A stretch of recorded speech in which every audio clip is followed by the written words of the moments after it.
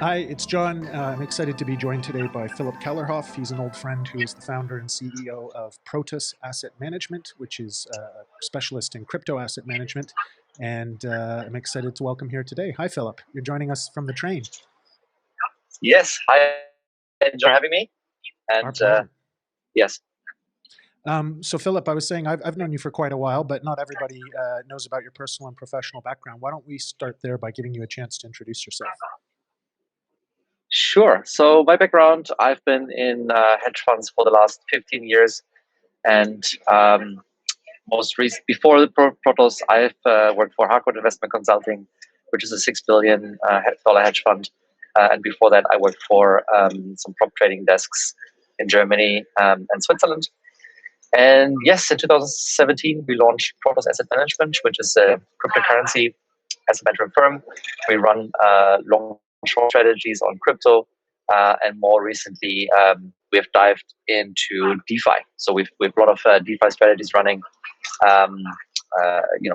liquidity provision, as well as farming and setting up new coins in the algorithmic stablecoin space. And yes, that's what we're focused on right now. Maybe for those who aren't as up to date on the crypto developments, how would you distinguish what is DeFi versus the cryptocurrency space? Sure. So DeFi, I would say, is basically the next layer. I would summarize. If you say, Bitcoin is kind of the ground layer, which was just the heavy value, and then you had Ethereum, which is the smart contract platform, and then on top of that, now you have all these apps or DApps, as you call them, and they allow you to interact with these assets, right? And they make it quite usable. The main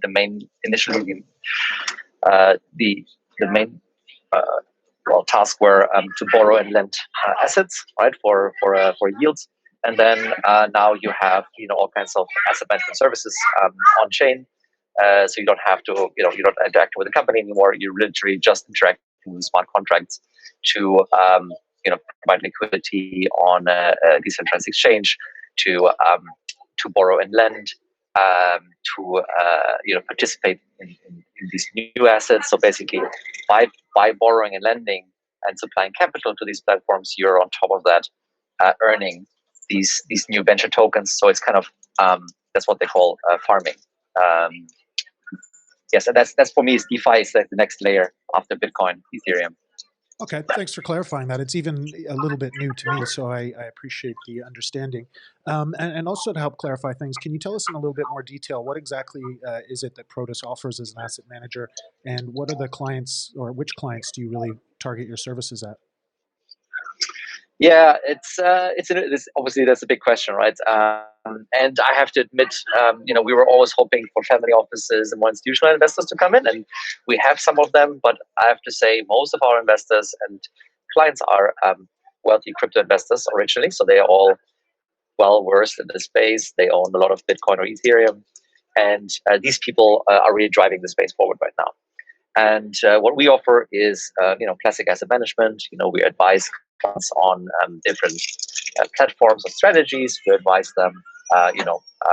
We offer funds, so people can invest directly into our crypto funds, and we do all the work for them. So this is kind of the balance, right? So on the management side, we run everything through a client account, whereas on the fund side, the client would invest with US dollars into a fund, and then we take care of all the wallets and all the details of investing in DeFi. I'm assuming that with the price developments in the crypto space, it's become a very competitive area to be managing assets in cryptocurrencies and related spaces. How do you differentiate yourself, and how would you position yourself relative to others that are offering similar services? Yeah, I think we're probably. I am not aware of any other DeFi specific fund. Yeah, so the big funds you have to say are the Grayscale Bitcoin Trust, for example, right? This is where lots of money is going, like directly outright exposure to Bitcoin. Then the second is for sure the venture investment funds like Polychain, Pantera, that are heavily investing in these new startups and buying equity for future tokens potentially, or just outright equity. And we're kind of in the niche, new layer, I would say, where you cannot buy almost those new assets. You have to farm them by participating. So you really have to participate in the network by example, and this will earn you those tokens.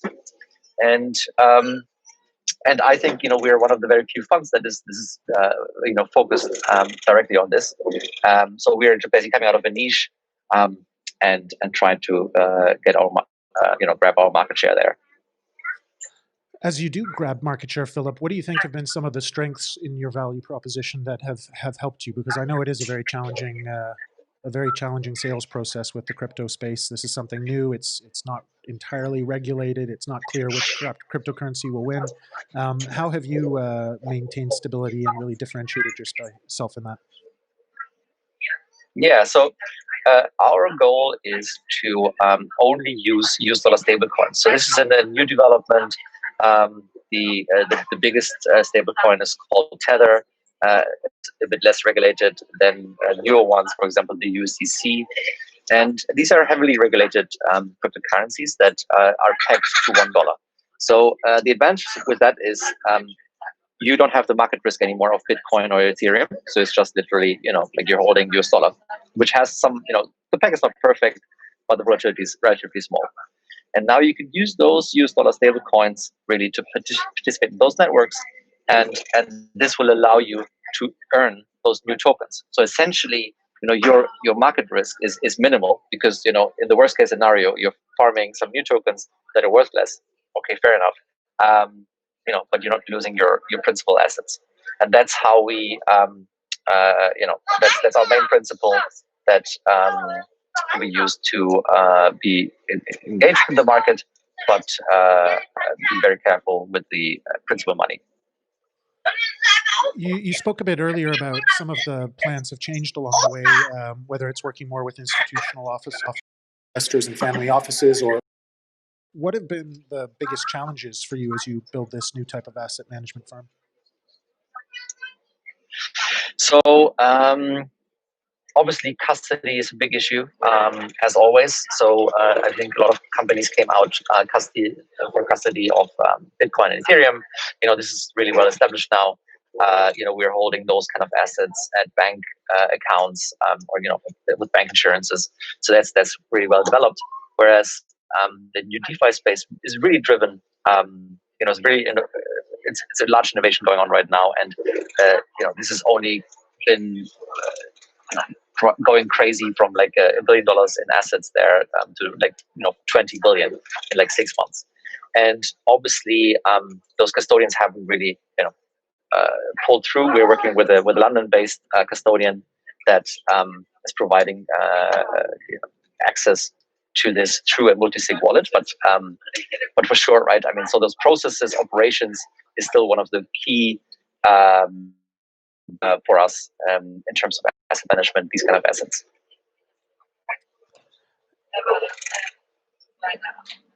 Philip, I know it's been an interesting year, especially for crypto prices, and I want to talk about that separately a bit later. But there's also been this pandemic that has changed the world quite drastically. If you were to look back at January of 2020, what's changed with your company and with the firm in the last year? Yeah, it's obviously 2020, early 2020, we were in the market wasn't in great shape, right? We have to really say that we've made some venture investments 2-3 years ago. All of them were slowly collapsing, so the market itself wasn't really that great. And then only throughout the year, Bitcoin really held up, and then I have to really say, right, the last quarter was quite amazing, and Bitcoin going through new all-time highs. So that really changed the whole dynamic of the industry. But I think the main driver was that this new space evolved, and the DeFi space that I'm talking about, which really gave people the ability to interact with networks, participate, to have actual apps, right, that you can use, and that gives you value, right? You can without going to the bank.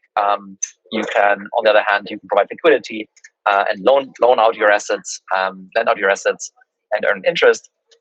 So that was I think a bit of a starting point in the summer, and then obviously a compound offering these massive rewards on top of the yield, which was driven by Andreessen Horowitz. They're backed by Andreessen Horowitz, and they want to grab market share. So that really gave, I think, a certain bump to the market, and the investors were probably able to kind of use that additional cash they're getting, to take a bit more risk towards the year end, and I think drive up the market quite a bit. With the new foundation that everything is at now, it seems that cryptocurrencies really are going much more mainstream. When we come back to your company, what are your plans for the future? Is it about client acquisition, building AUM? Is it about further building out your offering, or are you looking to do other things to help grow your business? Can you give us a bit of insight there? Yeah, I mean, for sure, you're right. We're an asset management firm, so we're definitely looking to increase our asset base. We have a pretty large range of investors already, with over 300 clients that are partially in the tokenized fund. So we have our own token, the Protos token. And then we have managed accounts and the second fund. So this gives us a pretty good view over like what's in the world, like who are the people that are looking at crypto. And for us, to compete in the outright Bitcoin, for example, space is not so interesting. So I think that's something which will be solved in the near future by an ETF.